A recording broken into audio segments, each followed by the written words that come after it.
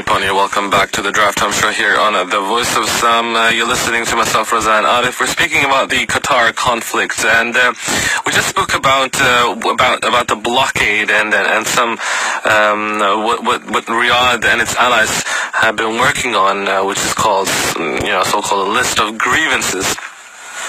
Al Jazeera is something, they have reported something on the human cost and what it means for the Qataris.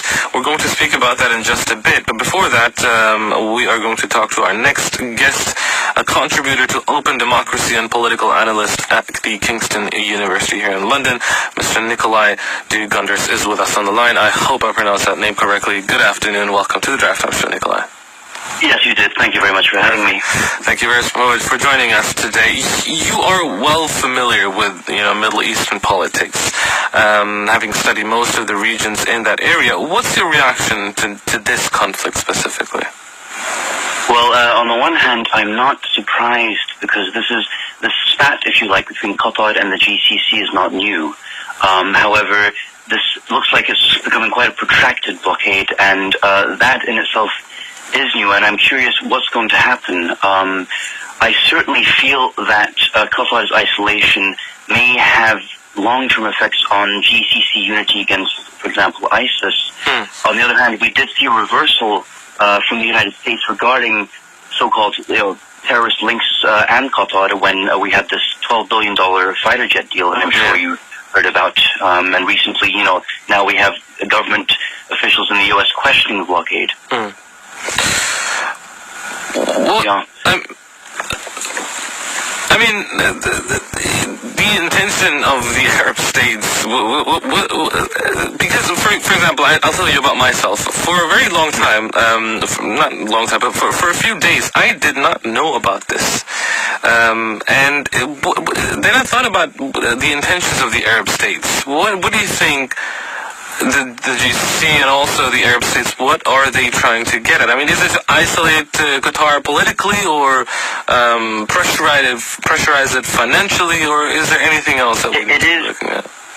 Well, it is, in a sense, a political statement. I think also since Trump's visit to the GCC, they seem a lot more emboldened. The GCC is effectively a Saudi-led bloc, and you mentioned earlier, Qatar's media presence, for example, and the kind of pressure that presence has put on some of the Gulf monarchies. Certainly, I think that this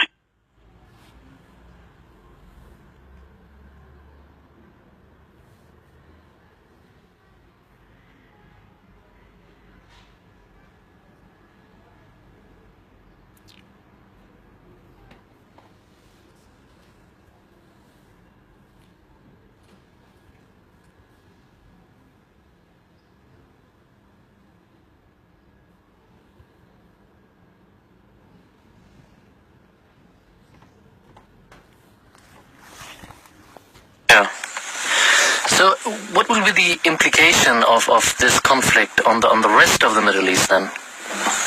Well, I will certainly be looking at Iran and Turkey, of course, and what's going to happen with those two, especially if Qatar is receiving aid from Iran and from Turkey. I mean, we've heard about Oman sending food aid to Qatar. However, they only did so after Iran began sending food aid, and now there's talk of Turkey, sending in troops and also trying to get in on business deals in Qatar. I would also want to look at what will happen with energy firms that are active in the GCC and in that region, because there are a lot of large oil and gas firms that have close relations with Qatar that care about the LNG sector, liquefied natural gas sector, and just the amount that Qatar has. So I would certainly be watching the trend for these political actors, and again looking at the stability of the Gulf region, because in a sense, we've seen North Africa going down, we've seen the Levant going down with Syria, and now the GCC and the Gulf is sort of the last stable part of the MENA region, if you like, apart from Yemen, of course. So I would certainly be on the lookout for these factors. Yeah. I mean, we spoke earlier on to Ihsan, and he described the situation as a not a conflict, but just because all the regions, you cannot simply identify that this particular area is supporting terrorists and the other is not. And now, do you think Saudis are then right to blame Qatar for supporting terrorism? Because some people say it's as if the pot is calling the kettle black. Well, I think that you've hit the nail on the head there, and I know your previous guest also mentioned this briefly, but when it comes to the supporting of terrorism, the question becomes whose hands are really clean. I think that, in the case of Saudi Arabia, they're active in Yemen. There are some who argue that they have allowed the financing of Wahhabism to spread and influence other groups such as ISIS. Yeah. So I think that it's not a simple clear-cut case of terrorism. In a sense, the so-called terrorists and these accusations against Qatar are, I suppose, political excuses that can be used to mask the desire to muscle Qatar out and to blockade them and to minimize their political clout in the GCC region. So what about Qatar then? I mean, they according to them, they're actually doing more than anyone to counter terrorism. What do you have to say about that then? Well, I think that Qatar, one of the interesting things about Qatar, which was mentioned by your previous guest, is that they have the largest U.S. airbase in the region, the Al Udeid Air Base, and they have just struck this $12 billion fighter jet deal. So certainly, if the United States seriously considered Qatar to be a terrorist threat, they would not have gone ahead with this deal. And at the same time, returning to the previous question of is the pot calling the kettle black. Both Qatar and other GCC states are funding various rebels in Syria, for example, in some cases rebel groups, and that should also be remembered. So it's not a simple case of are they countering terrorism or are they funding terrorism? Just at the end of there, Nicolai, why is it that out of all the Middle Eastern states, only two, namely Iran and Turkey, they have shown some sort of support for Qatar? Well, if I may first tackle Iran, I think that it must be remembered that Qatar and Iran, they share one of the largest gas fields in the world. So it is in Iran's interest to have friendly relations with Qatar.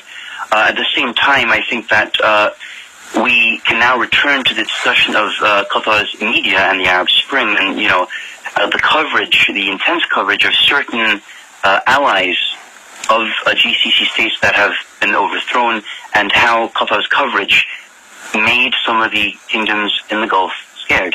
And so we're really seeing, this GCC blockade is also, in a sense, an answer to some of these concerns where they felt that Qatar is tried to push political clout quite strongly. And so now we're seeing that Iran is getting in to support Qatar because it feels that it has a chance. And at the same time, perhaps we can mention the little, some people call it the internal coup that happened in Saudi Arabia, where there's a new crown prince who is very much against Iran. And so Iran, they feel that now is a good chance to have an ally in Qatar, and Turkey may also be thinking the same. All right. Well, let's see what the future holds then. Nicolai, thank you very much for joining us today, contributor to Open Democracy and political analyst at the Kingston University, Mr. Nicolai Due-Gundersen. Thank you so much. Thank you.